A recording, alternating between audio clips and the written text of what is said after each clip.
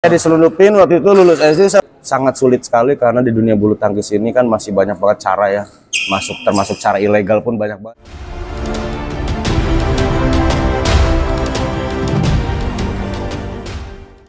Assalamualaikum warahmatullahi wabarakatuh. Kembali lagi di Faham Channel. Hari ini kita nggak buat konten latihan ataupun cara bermain badminton. Hari ini kita mau tanya jawab aja dengan coachnya PB Aslok Badminton Club yang ada di Jakarta Utara bersama coach Rifki Ramanda Denada. Coach, gimana coach? Sehat? Apa kabarnya? Alhamdulillah sehat. Mereka istilahnya banyak yang orang tua menanyakan, kok anaknya 1 tahun 2 tahun kok nggak ada perkembangan, seperti apa enaknya begitu. Banyak lah yang masuk ke redaksinya Faham Channel, Cok. Betul. Salah satunya nih, kita langsung aja ya, kita jawab ya. Apakah penting nih latihan tiap hari untuk mengejar prestasi, coach? Tolong dijawab, coach. Oke.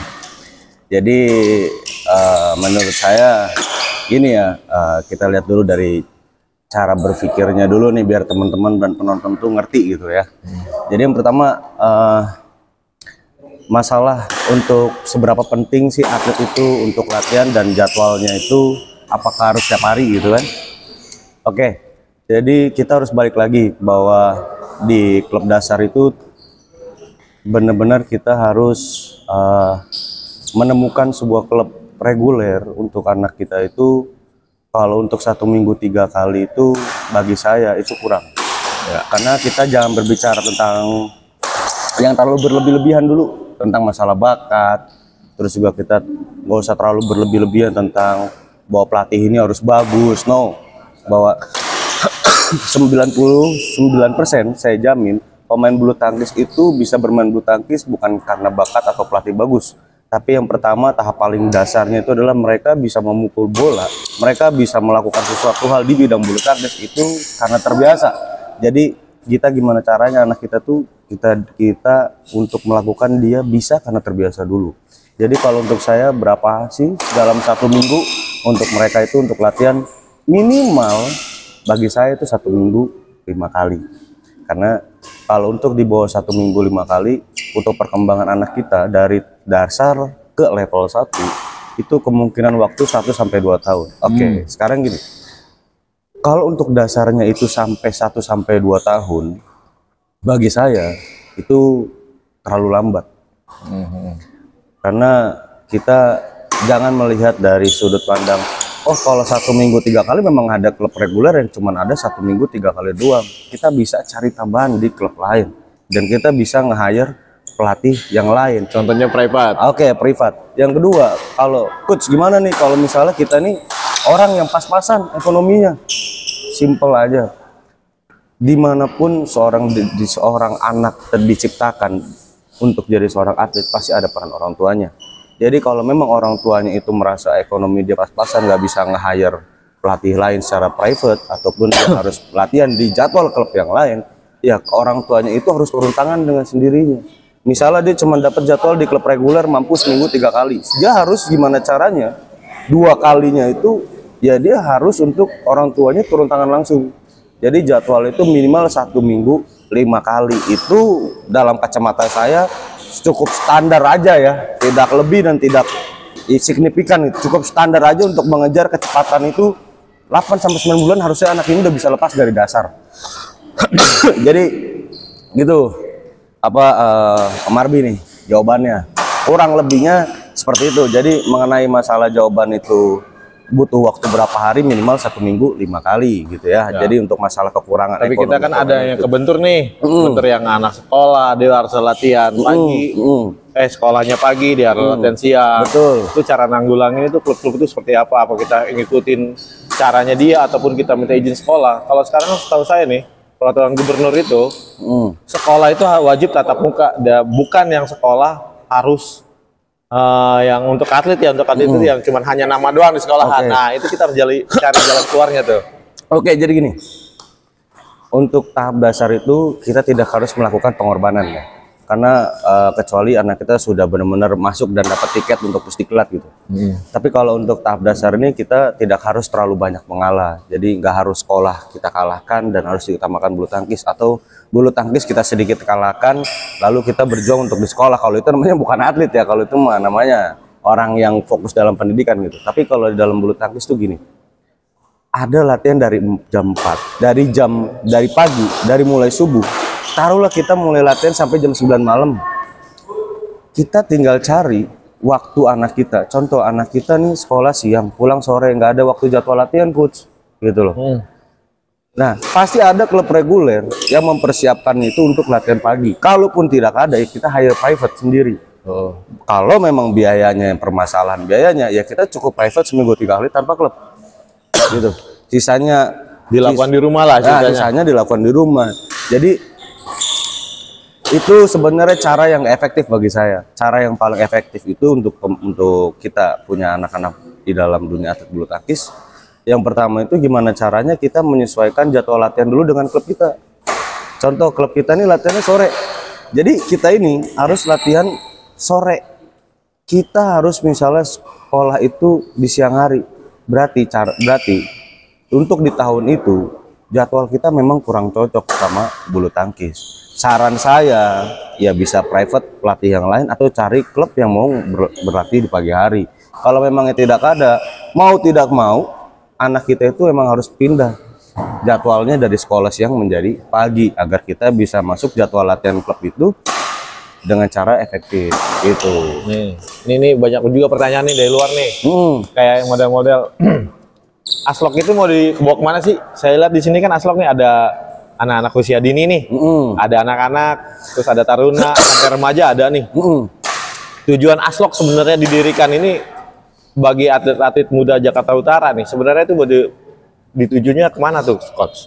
Misalnya kayak, wah ada target-target yang harus dicapai oleh atlet-atlet yang dari Aslok ini gitu loh, untuk bawa nama Jakarta Utara ataupun nama Jakarta ataupun nasional Indonesia gitu. Gimana coach pendapatnya, coach? Jadi kalau bagi saya mengenai jawaban ini tuh kita lebih enak berbicara tentang masalah program Aslok dari usia dulu ya, Marwi. Jadi Aslok ini membuka pelatihan itu terdiri dari 3 kelas. Ada kelas 3 kelas dasar, kelas 2 itu kelas menengah, dan kelas utama itu langsung saya sendiri yang melatih ya. Tahapannya itu ataupun kriterianya kita membuka anak dari usia paling semuda-mudanya. Di sini ada yang paling muda itu usia 7 tahun ya. Usia 7 tahun ada 1 orang, 8 tahun ada 1 orang. Jadi di sini pun ada masih permasalahannya masih ada tentang anak ini kadang-kadang sekolahnya itu pagi, kadang sekolahnya siang gitu. Ya. Tapi di sini untuk program kita mulai aktif itu dari anak kelas usia 7 tahun dan 8 tahun. Jika memang orang tuanya itu mampu berkomitmen dengan kita, klub ini akan memberikan banyak sekali dispensasi ya. Seperti biaya latihan itu setiap hari. Sekarang gini nih Coach Arbi. Misalnya gini, Marbi bayangin deh ya. Dalam klub reguler, ada nggak yang latihan setiap hari 350.000?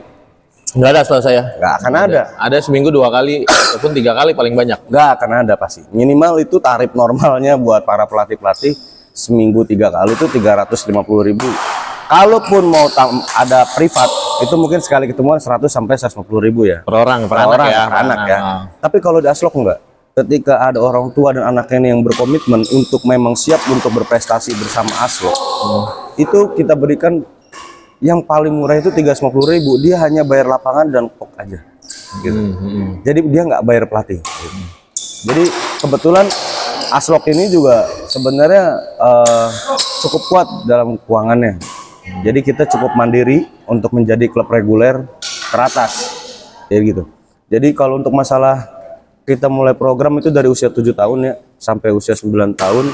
Kalau memang orang tuanya itu mampu memberikan komitmen kepada kita, kita pasti akan memberikan feedback balik juga ke dia. Terus tahapannya di kelas Aslok itu bagaimana sih gitu? Tahapan di kelas Aslok itu anak yang udah masuk ke kelas 3 dia perlu seleksi ke kelas 2. Dia akan diseleksi di kelas 2.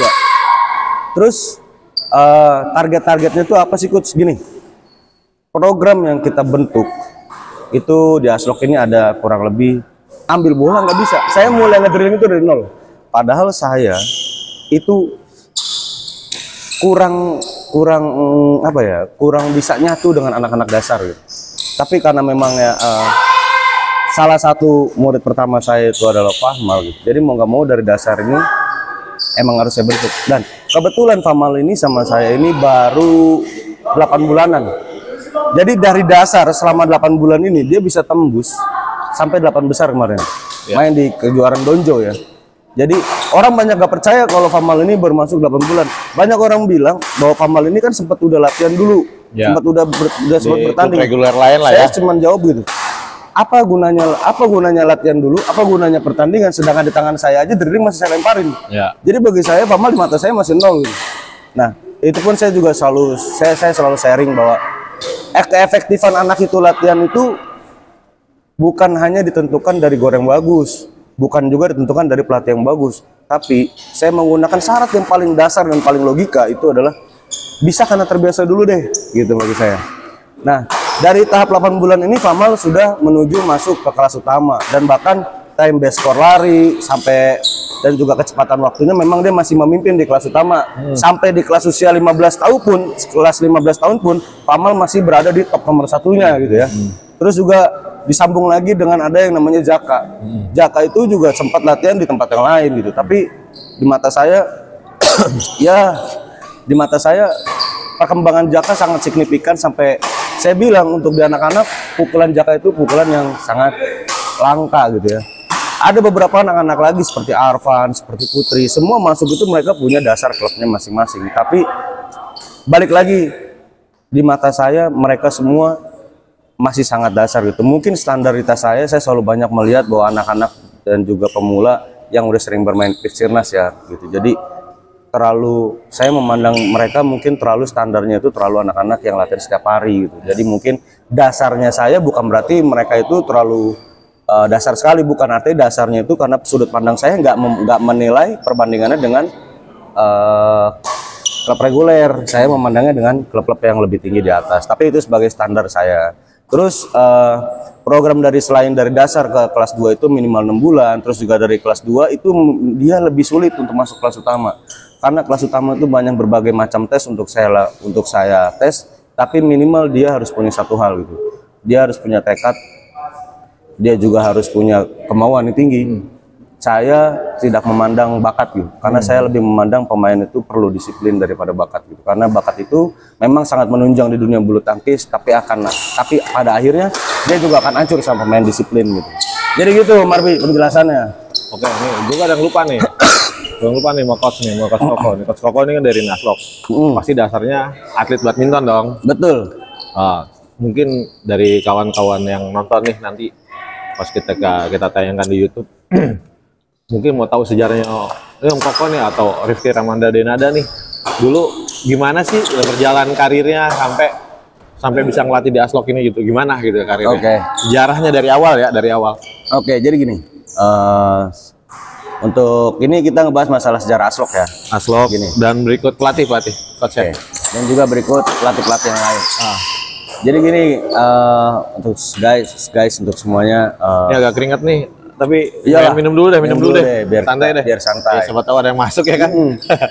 Jadi gini, saya notabene itu memulai karir bulu tangkis dari usia 5 tahun ya Om. Iya. Dari usia 5 tahun saya memulai karir, saya latihan yang paling rendah sampai akhirnya saya waktu pertama kali saya juara kejurkot itu Jakarta Utara, dulu namanya bukan kejurkot, kejurcap namanya. Kejurcap ya. Saya mulai juara tuh dari usia 9 tahun di kejurcap. Dulu klub saya itu PB Danau Sunter, pelatihnya Om Budi Botak. Tuh, untuk Om Budi Botak sehat selalu pelatih saya tuh. Terus juga klub pertama itu klub kedua saya ya. Klub pertama saya itu dulu saya di PB Karisma Aztek. Ya. Karisma Aztek itu dulu yang megang Om Rudi Gunawan. Beliau Alan Susi ya. Ya. Dulu yang punya itu Ko Alan sama Alan, anak didiknya nih Ko Alan sama Cisusi, terus sama Ko Rudi juga, Ko Rudi Gunawan yang latih di Jarum. Sehat-sehat terus buat Ko Rudi dan juga buat Ko Alan sama Cisusi. Banyak banget motivasi dan juga saran untuk saya. Terus juga selain itu saya sempat latihan di Danau Sunter pertama kali saya ngeraih di Kejurkot sama Om Budi.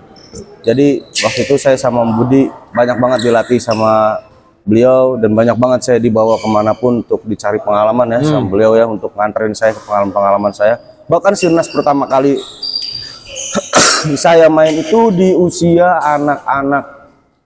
anak-anak awal itu saya bukan Sirnas ya itu namanya, itu masih anak-anak awal. Saya masih main tuh di Sinar Mutiara Open itu di Tegal, saya masih ingat ya, itu masih saya bersama dengan Om Budi gitu.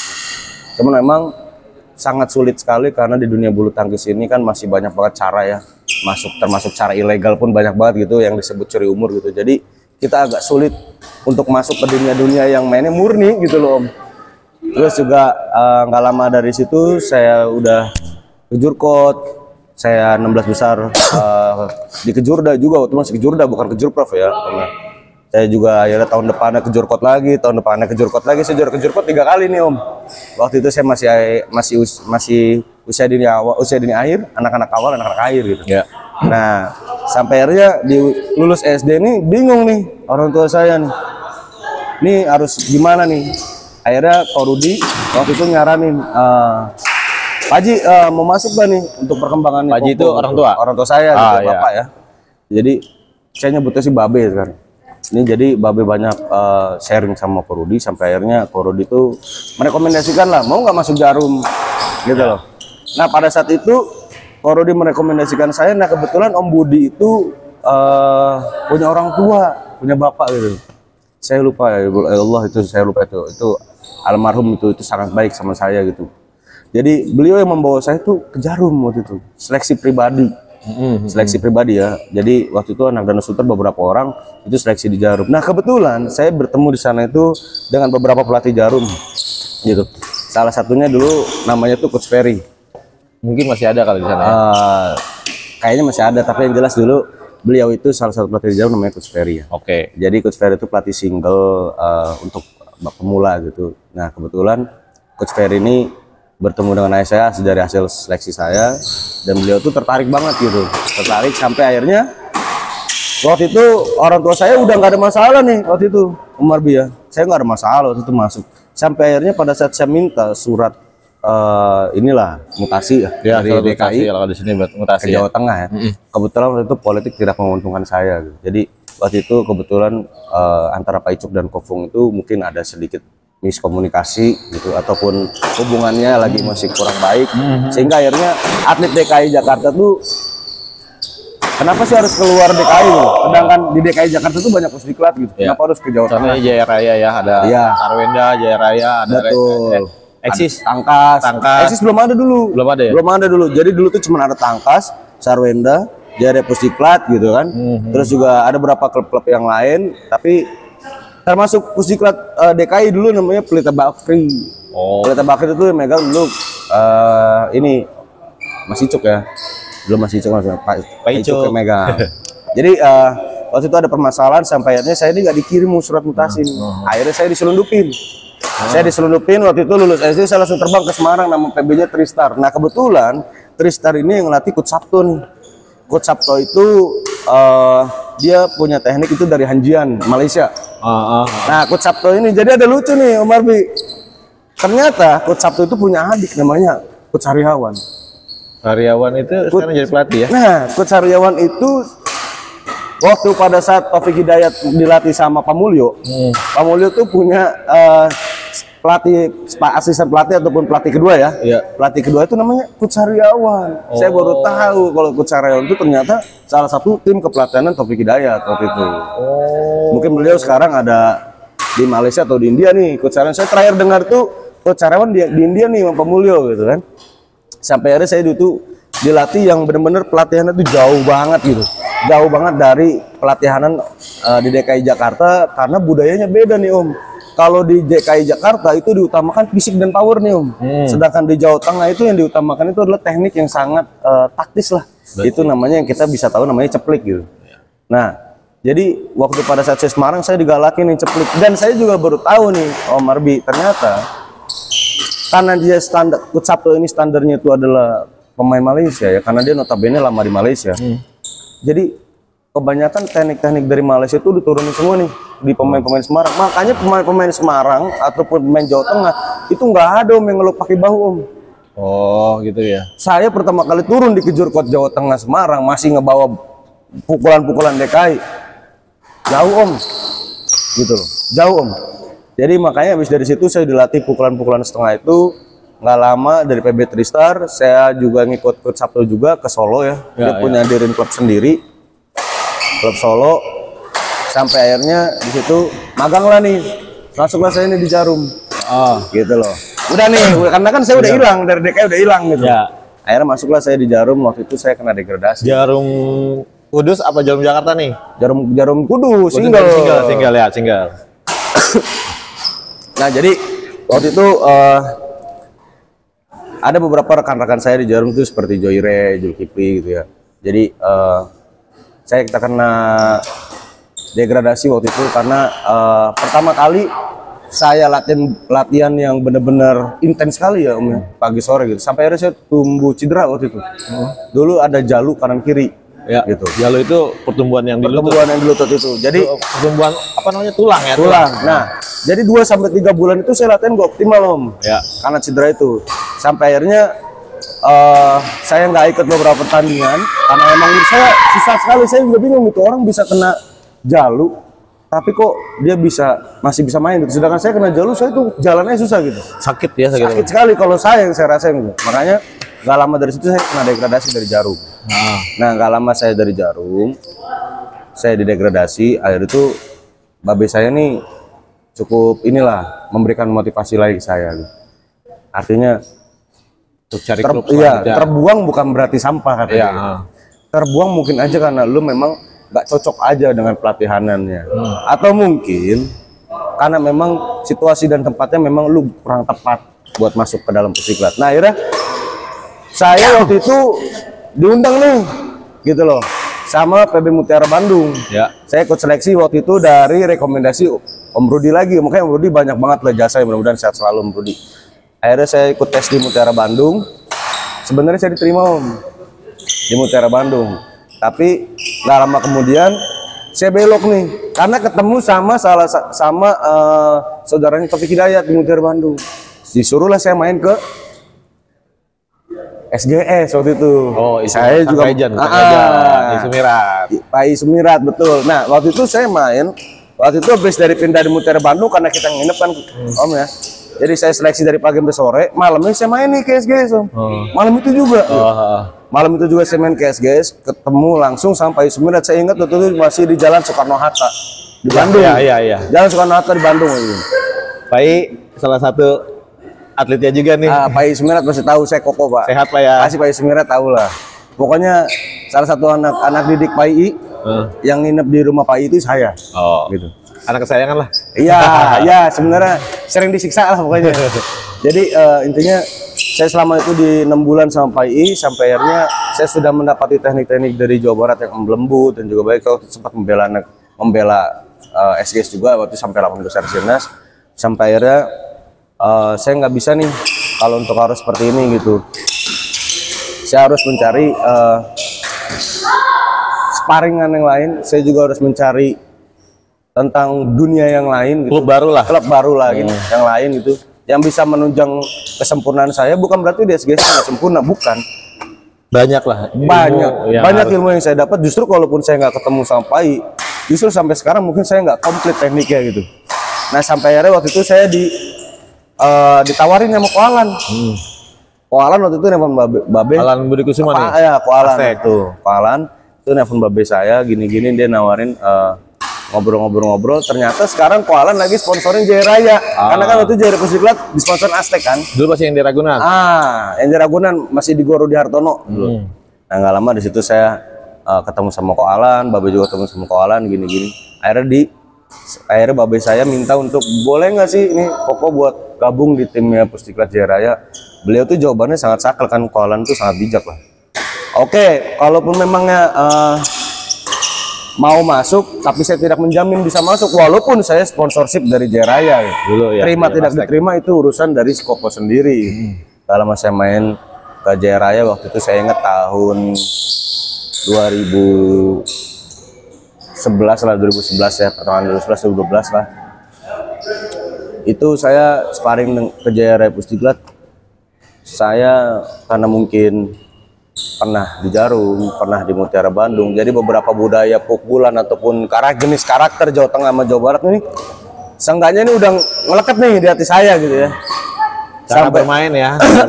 Justru malah saya ngerasa asing dengan cara permainan dari DKI sendiri. Oh ya, lahir di Jakarta, cara asing. Asing gitu, karena saya udah mungkin lama di daerah lain. Sampai akhirnya saya sempat di Jaya Raya Pusdiklat itu, saya seleksi waktu itu 4 kali main ya. 4 kali main, saya 1 kali kalah, 3 kali menang. Oke, dan pada saat itu saya dinyatakan diterima, tapi waktu itu Jaya Raya memberikan kompensasi bayaran waktu itu. Jadi saya waktu itu di Jaya Raya Pusdiklat, bayaran itu cuma 6 bulan. Ya. Nah, pelatih pertama saya itu dulu Mas Tris. Dulu berapa tuh bocoran dulu bayaran? Kalau saya dulu waktu pada saat bayar Jaya Raya tuh masih di sekitaran 2 jutaan Om. 2 jutaan, dan 6 bulan saya berhasil juara Sinas pertama kali itu Cilegon Om. Sinas Cilegon 2012 pertama kali itu saya. Itu dari kualifikasi Om, saya sampai final saya ketemu sama temen sendiri di klub gitu. Sampai akhirnya saya pertama Sinas. Nah itu akhirnya saya diundang sama dapat informasi dari Mbak Kus untuk orang tua datang kan.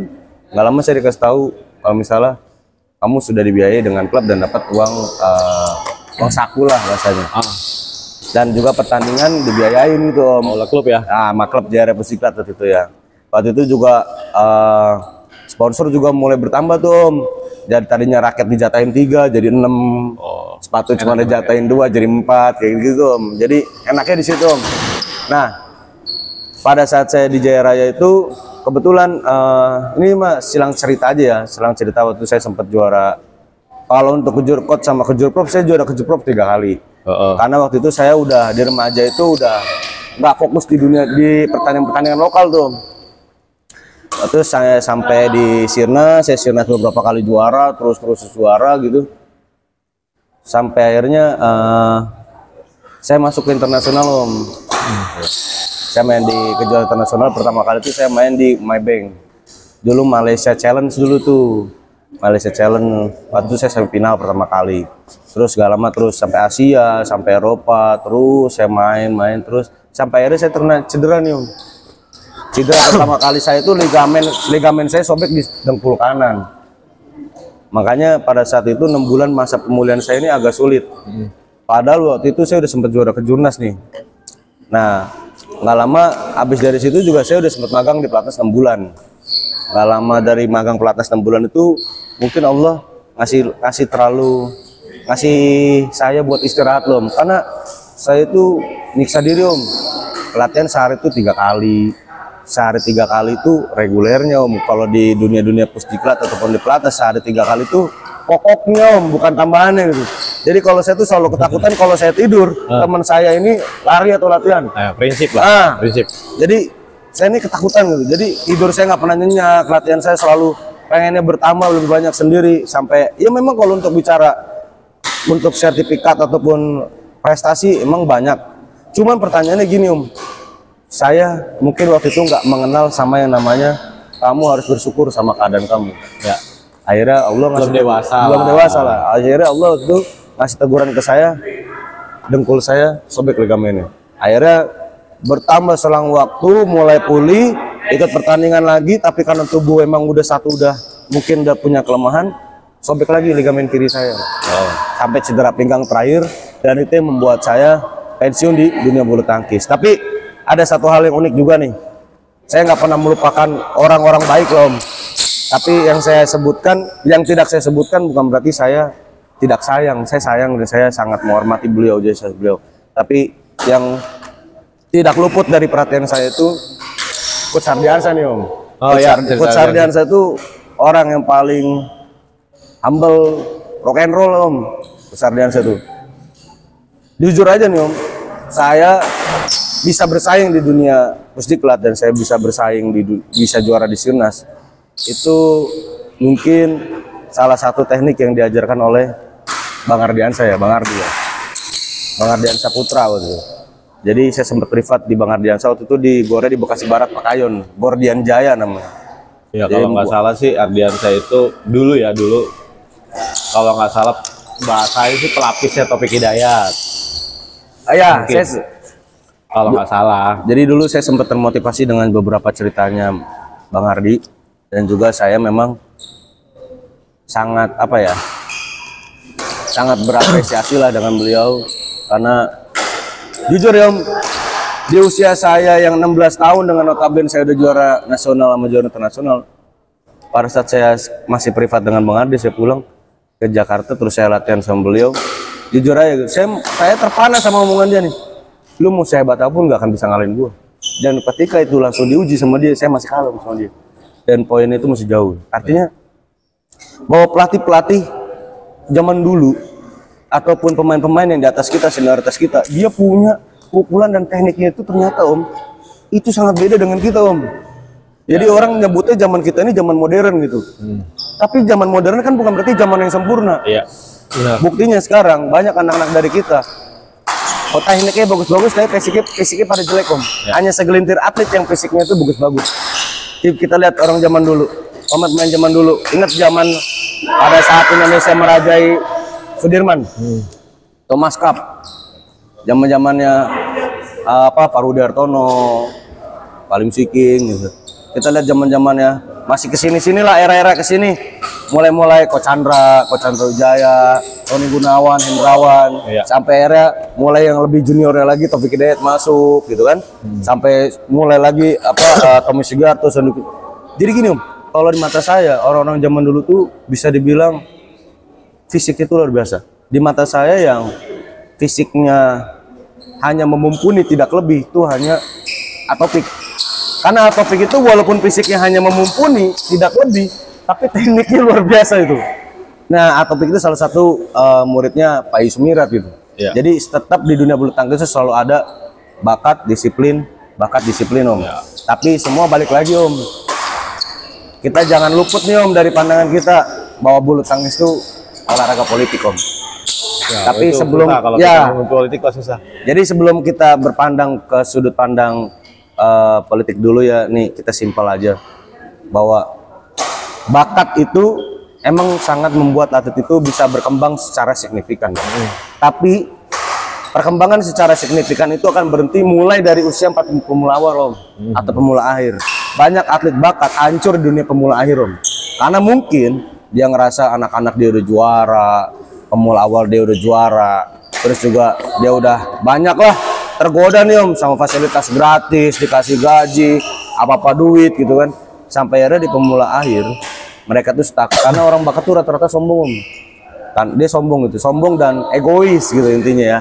Jadi banyak ujung-ujungnya pemain-pemain bakat di usia-usia pemula akhir, bahkan di remaja lah paling stuck ya. Itu bakalan semua yang juara itu pemain-pemain yang disiplin Om. Contoh nih seperti Mas Alam. Mas Alam pemain disiplinnya luar biasa. Standaritasnya Sirnas itu udah pasti. Kalau yang saya lihat ya waktu saya kecil Mas Alam itu udah main di dewasa di Sirnas dia Om. Mas Alam itu disiplinnya luar biasa. Siapa nih? Mas Alam Seyunus. Oh ya. Mas Alam Seyunus tuh saya ngedengar ceritanya beliau. Dulu Mas Alam Seyunus sama Mas Pojatman ya, sempat saya sharing sama beliau. Mas Alam saya sama Mas Pojatman ini punya satu kesamaan Om. Dia sama-sama disiplinnya itu luar biasa Om. Orang lari di aspal di tanah, dia lari di pasir Om. Kita lari di pasir, dia lari di laut Om, di air. Artinya Ingin lebih latihannya. dia ingin lebih, tapi bagi saya dia karena disiplin Om, sehingga otot dan fisik ini kebentuknya luar biasa nih Om. Bukan berarti nggak punya bakat, bukan. Karena Mas Alam Seyunus ini di tangkas notabene adalah tekniknya bagus-bagus luar biasa gitu. Sehingga akhirnya dia mencari nih Om kekurangannya dia sendiri. Apa sih kekurangan gua nih? Oh nyatanya dia fisik. Nah pada saat dia berlatih fisik timbullah rasa disiplin Om, karakter disiplin. Setelah dia timbul mindset dan karakter disiplin, sampai akhirnya dia jadi unstoppable Om. Jadi tekniknya sudah diurus sama pelatih, tapi dia sendiri mati-matian untuk membentuk fisik dan otot dia sendiri gitu. Dan itu jarang Om. Makanya saya salut sama senioritas saya di atas saya gitu, karena kalau nggak karena beliau orang saya juga mungkin nggak tahu harus masuk dunia bulu tangkis. Nah sekarang nih kebetulan saya udah pensiun dan banyak orang bilang saya ini senior gitu.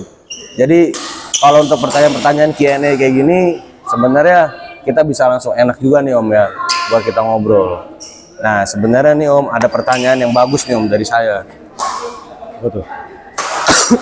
Pertanyaan ini sebenarnya menjadikan dasar PB Aslok Om. Ya, gimana?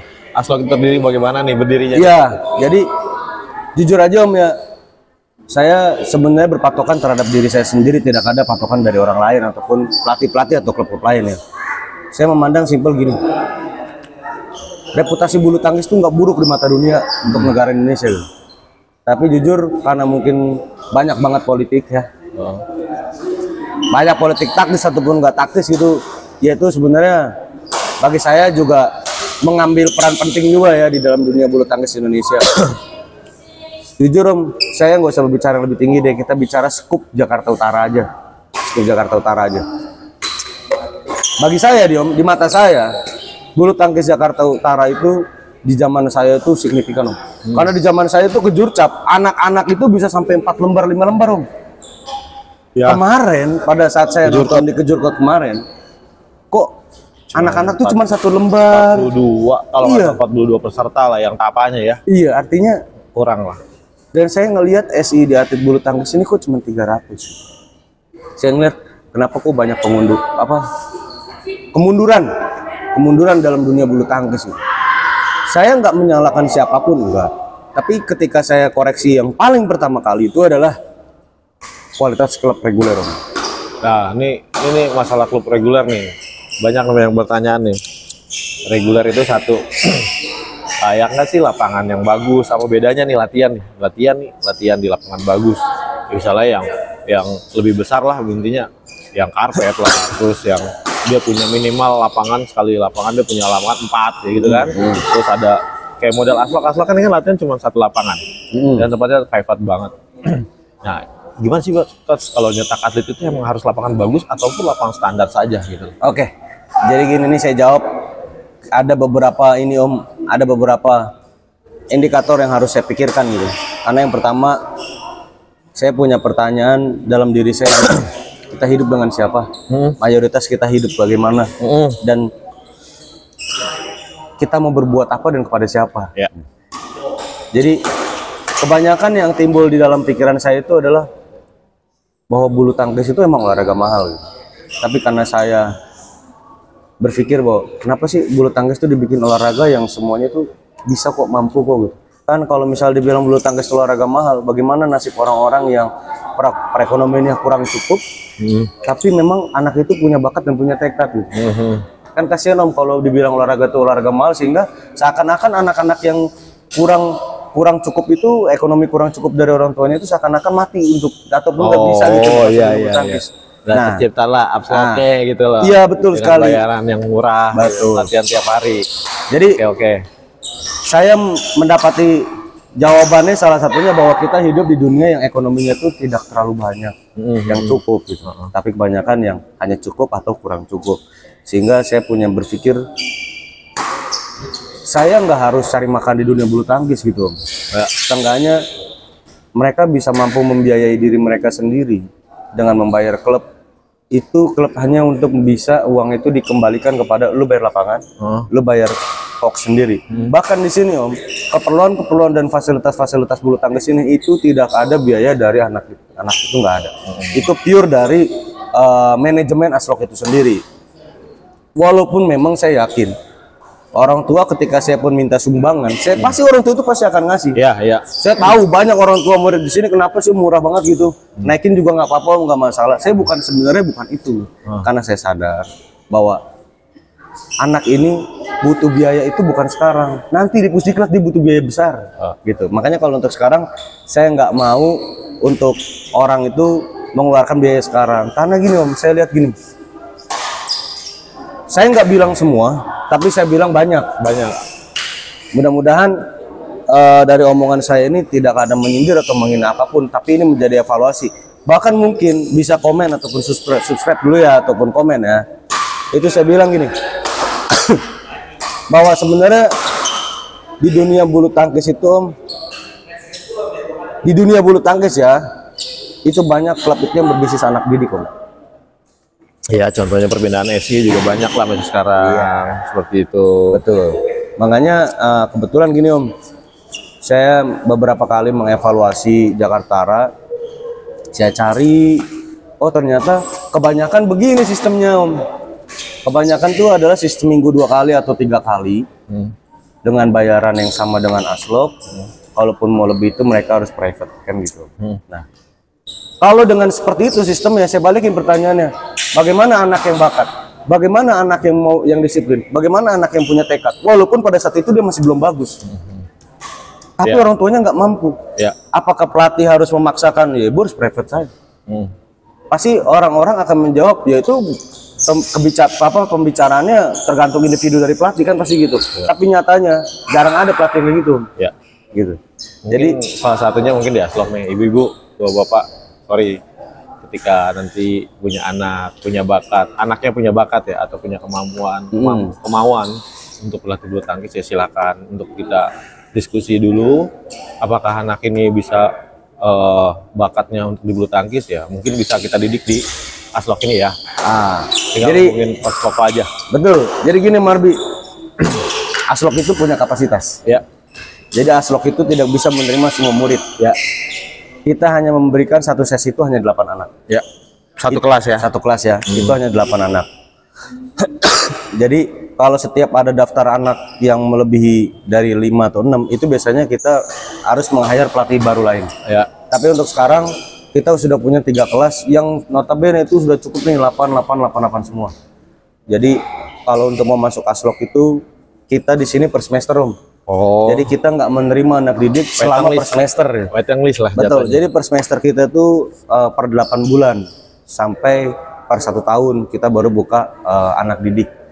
Dengan notabene ada beberapa persyaratan ataupun beberapa kriteria yang harus kita bentuk ataupun yang harus orang tua itu harus tahu gitu. Nah, jadi kenapa saya memperlakukan kayak gitu Om? Banyak dari teman-teman saya juga yang punya klub di Jakarta Utara bilang bahwa kadang-kadang orang tua dan atlet ini semena-mena. Tapi saya selalu balik lagi gini, kita ini kan seperti layaknya perusahaan jasa. Jasa kita ini terkadang ada layanan yang lebih bagus atau layanan yang lebih buruk, kan gitu. Jadi bagi saya anak ataupun orang tua boleh memilih apapun, tapi tetap ada etika di situ. Gitu. Ada etikanya ya. Jadi buat orang tua ataupun anak didik yang mau berpindah klub itu silakan, itu urusan masuk kepada klubnya masing-masing. Tapi kalau untuk di Aslok itu berkomitmen tidak ada yang namanya menyusahkan anak murid. Bahkan kalaupun dia pindah klub, pindah SI, saya nggak menerima biaya Om. 50.000 pun saya nggak menerima biaya. Saya nggak mau menerima duit kayak begituan. Jadi kalau emang Aslok bukan yang terbaik, justru saya pengen anak saya itu dilatih yang terbaik gitu. Silakan. Saya kasih tanpa harus saya biayain, saya nggak mau kayak gitu. Untuk biaya-biaya kayak gitu. Istilahnya kayak zaman-zaman sekarang ada keluar jasa pelatihan lah, ada bilang menyebutkan SI jasa pelatihan lah ya. Ya jadi mereka meminta jasa, oh sekian banyak lah lu mau keluar dari klub gua, berarti Aslok tidak mengeluarkan gitu ya. Karena gini, untuk tidak meminta bahasanya. Betul, gitu. Untuk seluruh viewers ya. Jadi gini, pelatih itu memang mendidik karakter, memang mendidik permainan bulu tangkis. Tapi semua baik lagi individu masing-masing. Jadi kalau ada pepatah bilang, lu udah diajarin sama pelatih ini, lu harus bayar dong, ataupun lu harus ngasih dong kompensasi lu karena lu udah juara di sini. Politik dulu ya, nih kita simpel aja, bahwa bakat itu emang sangat membuat atlet itu bisa berkembang secara signifikan. Tapi perkembangan secara signifikan itu akan berhenti mulai dari usia 40 pemula awal atau pemula akhir. Banyak atlet bakat hancur di dunia pemula akhir karena mungkin dia ngerasa anak-anak dia udah juara, pemula awal dia udah juara. Saya kasih tanpa harus saya biayain, saya nggak mau kayak gitu. Untuk biaya-biaya kayak gitu. Istilahnya kayak zaman-zaman sekarang ada keluar jasa pelatihan lah, ada bilang menyebutkan SI jasa pelatihan lah ya. Ya jadi mereka meminta jasa, oh sekian banyak lah lu mau keluar dari klub gua, berarti Aslok tidak mengeluarkan gitu ya. Karena gini, untuk tidak meminta bahasanya. Betul, gitu. Untuk seluruh viewers ya. Jadi gini, pelatih itu memang mendidik karakter, memang mendidik permainan bulu tangkis, tapi semua baik lagi individu masing-masing.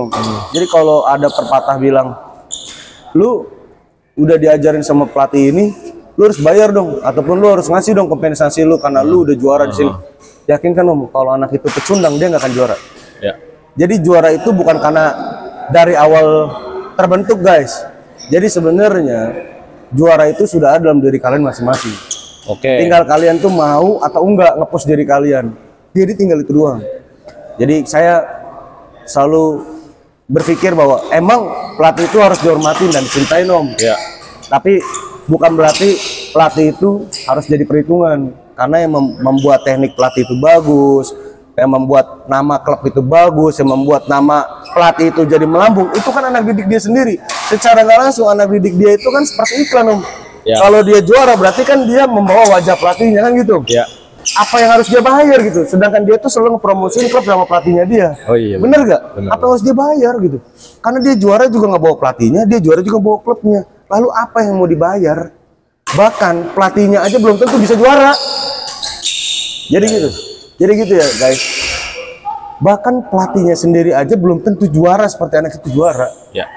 Jadi untuk di dalam topik ini sebenarnya saya cuman sharing kepada viewer saja bahwa sebenarnya klub reguler itu sangat penting ataupun klub dasar itu sangat penting dalam penunjangan sektor atlet bulu tangkis Om. Jadi saya pengen bahwa orang tua itu menjadi cerdas, pelatih itu menjadi jauh lebih sangat fleksibel, pelatih itu jadi jauh lebih asik dan membawa calon-calon atlet itu ke dunia bulu tangkis itu mengharumkan nama bangsa kita gitu loh. Amin, amin, amin. Jadi jangan dunia bulu tangkis tuh selalu dikait-kaitan dengan pelatihnya banyak minta duit, pelatihnya minta ini terus, belum ini perpindahan ESI, ujung-ujungnya bahwa bulu tangkis ini sudah tidak mengasihkan lagi seperti dulu. Saya nggak mau kayak gitu. Ya, berarti kita patokannya ingin memajukan atlet-atlet atlet-atlet bulu tangkisnya terutama yang ada di Jakarta Utara. Aslok itu berdiri dengan alasan seperti itu. Ini kita sih sebenarnya ngobrol berbincang ini di suasana lapangan lumayan gerah kita. Jadi kita mau minta minum dulu. Pahmal atau Putri minta es batu dong 2. Nggak apa-apa sini. Nanti bawa ke sini isiin air ya.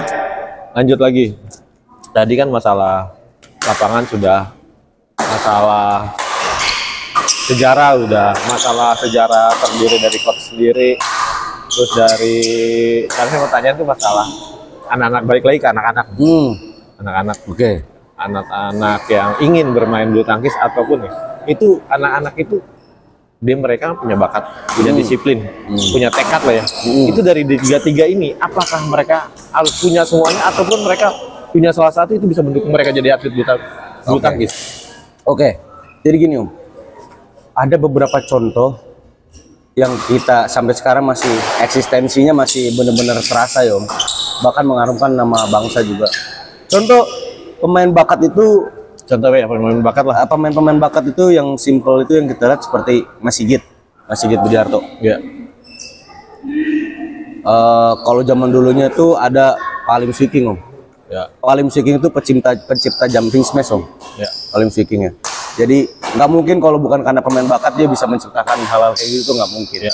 Ada Pak Sumirat, ada Pasi, dan juga beberapa pemain-pemain zaman dulu yang mungkin saya tidak sebutkan gitu. Bukan berarti tidak berbakat, pasti ada bakatnya. Bakat itu terdiri dari banyak hal. Ada bakat kelincahan kaki, ada bakat otot, ada bakat speed kaki, ada bakat tangan, ada bakat footwork, ada bakat mental Om. Dan juga ada bakat mindset. Jadi sistem karakter kriteria ini nggak bisa dibilang ini adalah satu bakat menunjang seluruh bisa menjadi juara, nggak mungkin Om. Pasti selalu ada satu yang diwarisi bakat-bakat itu. Kalau nggak bakat teknik seperti Taufik Hidayat, ya pasti ada bakat power seperti Paling Swiking, Pak Rudi Hartono, Mungkin Jojo kali ya. bukan Om, bakat power tuh kayak Mas Praven. Oh, Praven Jordan. Ya. Nah, Mas Praven Jordan. Terus kalau untuk bakat tangan itu seperti Mas Ardi. Bola diapain aja pasti bolanya tuh bisa melintir-melintir gitu. Tangan jahil. Padahal pukulannya sama, tapi reaksinya beda bolanya. Nah itu selalu bakatnya itu berbeda-beda. Tapi tetap di mata saya Om, bakat itu hanya 10% Om. Selebihnya? Selebihnya tuh dia harus dibentuk 90% dari disiplin. Jadi saya lebih bahwa bakat itu nomor 2 pada akhirnya akan kalah dengan orang disiplin. Simple. Seperti dulu Om, dulu Lee Chong Wei itu di usia 15 tahun Om, emang dia berkarir bagus. Tapi jangan salah Om, Lee Chong Wei itu dulu bisa dibilang orang yang tidak terlalu banyak bakat Om di dunia bulu tangkis. Minum dulu. Tapi, minum dulu.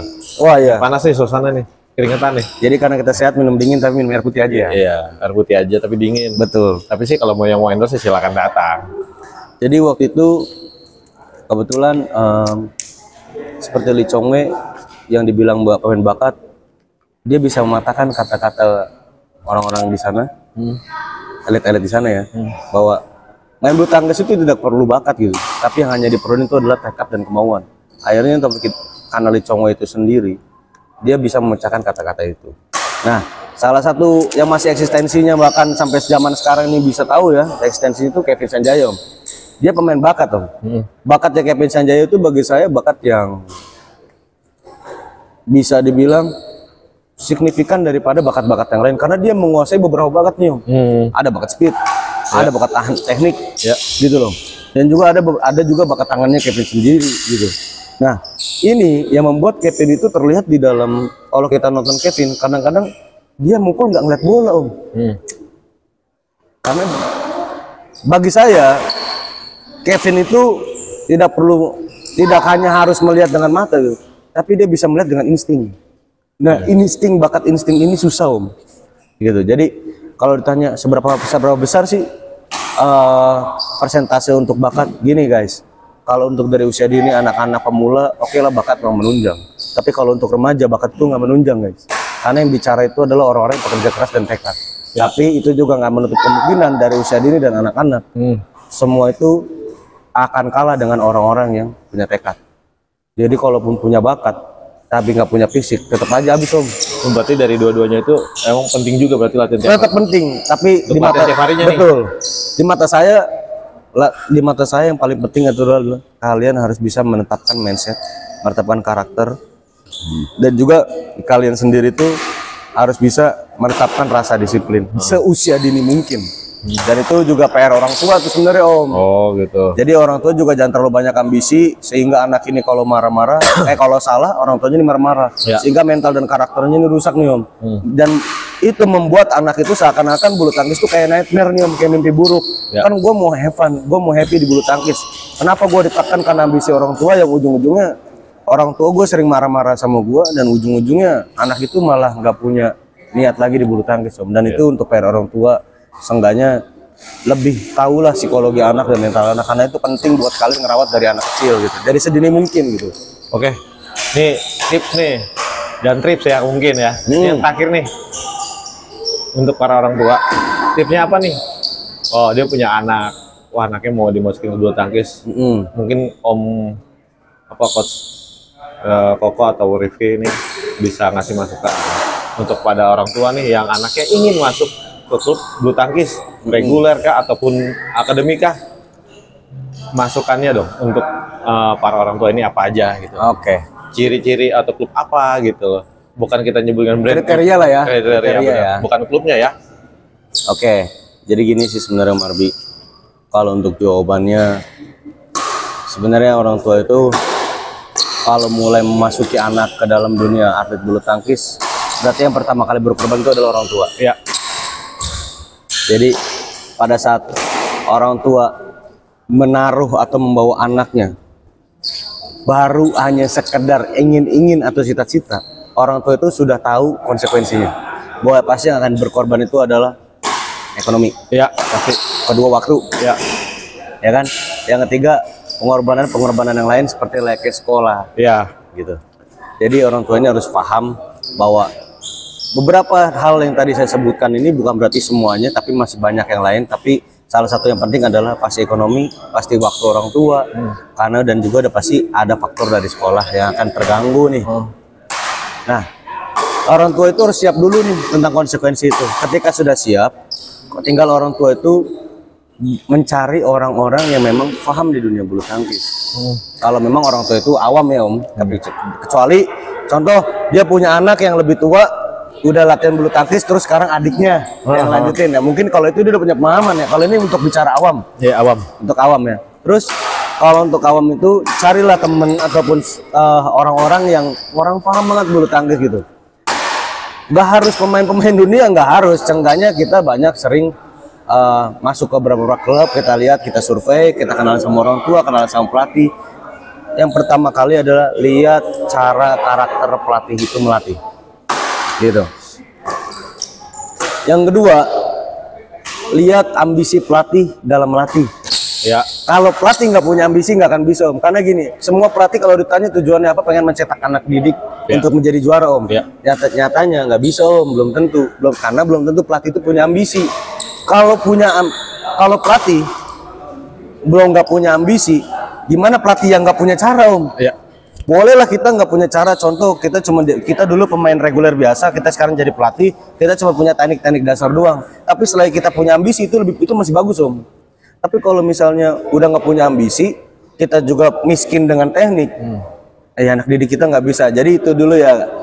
Untuk itu pertama adalah karakter pelatih, yang kedua itu adalah ambisi pelatih. Nah, yang kedua nih, Om, sering ada pertanyaan ke saya gini, Coach, kenapa sih kok latihan di gornya tuh yang notabene kurang bagus kan gitu. Ini kita lihat dari faktor lapangan ya, Om. Sekarang saya tanya balik gini, kalau anak Anda latihan di gor Taufik Hidayat, apa anak Anda jadi Taufik Hidayat? Saya jamin enggak. Belum tentu juga sih ya. Kalau Anda latihan di gor Jarum, apa Anda bisa yakin bisa ngeliat anak Jarum? Ya. Enggak. Kalau anak Anda dilatih sekali, nama Licongwe, apa yakin bisa pengganti jadi Licongwe? Enggak. Itu yang saya bilang, semua tergantung pada anaknya. Jadi gini, ke lapangan itu tidak terlalu mendominasi, tapi ada membawa perkembangan, Om, dari segi permainan. Contoh, Om, yang kita latihan di satu lapangan, tiba-tiba kita bertanding di beberapa lapangan, Om, 5-6 lapangan. Itu situasinya beda, tekanan anginnya beda, berbeda lapangan sendiri, effortnya juga beda. Itu yang membuat anak kita tuh menjadi jauh berbeda di pertandingan nih, Om.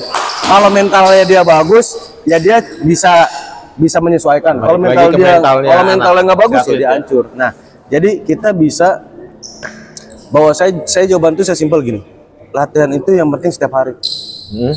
Yang kedua, kalau memang ya kita kan tahu nih jadwal pertandingan, nggak mungkin dong kita nggak punya jadwal pertandingan, pasti tahu dong. Iya pasti. Misalnya kita ada pertandingan di bulan depan, di bulan Mei. Kalau Aslok ini, Om, 1 bulan sebelum pertandingan kita udah tahu nih di gor apa, lapangan berapa. Kita biasanya 1 bulan itu kita cari lapangan yang beberapa lapangan nih, Om. Sewa lah kayaknya. Iya, sewa lapangan. Jadi itu hanya untuk penyesuaian, Om. Bukan untuk menjadi anak kita nih jadi pemain bagus, bukan. Itu hanya untuk penyesuaian. Jadi anak-anak itu latihan di gor bagus itu hanya untuk penyesuaian diri di pertandingan, gitu loh. Dan hanya untuk penyesuaian tempo pukulan, feeling pukulan, insting pukulan di lapangan-lapangan yang berbeda. Yang intinya notabene adalah lapangan yang luas, lapangan yang besar, dan juga lapangan karpet, gitu. Karena ada perbedaan, Om. Kan saya bilang tadi, emang tidak mendominasi tapi membawa perubahan, Om. Saya bilang tadi itu kunci indikator ya. Jadi membedakan lapangan itu tidak dominan tapi membawa perubahan. Seperti kita latihan nggak di karpet tapi pertandingan di karpet, itu beda, Om. Beda banget, anak kita kaki jadi berat semua nanti. Nah, makanya tidak harus kita latihan dengan lapangan yang besar kayak gitu hanya untuk kita mencari juara, enggak juga gitu. Saya cuma pengen tips ini nih untuk membuat bahwa orang tua ini nggak harus mencari gor itu untuk pelatihan anaknya yang bagus, karena semakin kalian itu latihan di gor yang bagus pasti ada price juga yang lebih besar, karena itu salah satu produk yang dijual oleh klub kan gitu. Nah, kalau saran saya itu tidak mendominasi tapi memang membawa perubahan sedikit gitu. Jadi itu bisa kita kasih pakai cara lain loh, Om. 1 bulan sebelum pertandingan aja kita bisa sewa lapangan. Terus juga bertata kita latihan yang di lapangan-lapangan yang besar ataupun yang bagus, itu udah cukup gitu. Jadi kita nggak harus menghabiskan biaya yang terlalu besar gitu. Yang ujung-ujungnya kita bebankan ke anak didik. Iya, benar. Kasihan dong anak didik kita gitu loh. Ya. Masa ibarat kata kita sebagai pelatih berkorban aja nggak mau gitu. Terus kalau ditanya masalah orang pelatih itu berkorban, iya pengorbanannya kan udah dibayar sama orang tua. Tanggung jawabnya besar. Iya kan udah dibayarin gitu loh sama orang tua.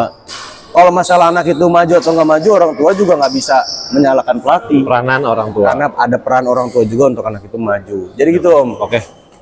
Banyak nih yang kita bicarakan hari ini ya sama Coach Rifki Ramanda Denada. Kalau dibilang alumni banyak, alumni Jarum tadi, alumni Jaya Raya. Pernah juga di apa tadi SGS ya, SGS Bandung. Pernah juga di Chandra Wijaya. Wah, ini pengalaman sangat banyak. Jadi kita akhiri aja podcast kita hari ini, bincang-bincang, bukan podcast Ki, biasanya kita bincang-bincang santai aja untuk masalah bulu tangkis yang khususnya sih untuk di Jakarta Utara. Jadi siap, kita ini di sini ada Aslok atau ada klub reguler yang lain siap untuk apa namanya ya, untuk para atlet muda ataupun calon-calon atlet muda yang ingin berkembang ya silakan. Di sini bukan hanya Aslok aja, tapi banyak klub-klub reguler yang lainnya ataupun banyak yang klub yang besar juga ada di Jawa Utara seperti Eksis. Klub yang reguler yang biasa juga banyak, tapi channel-channel dari Jaya Raya juga banyak di sini. Jadi anak, ibu, bapak semuanya yang ingin menjadi atlet bulu tangkis jangan segan-segan lah untuk mendidik anaknya atau di akademi ataupun di reguler bulu tangkis.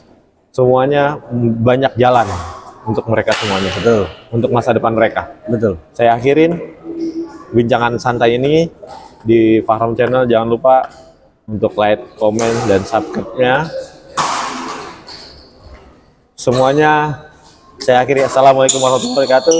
Sampai jumpa lagi. Waalaikumsalam.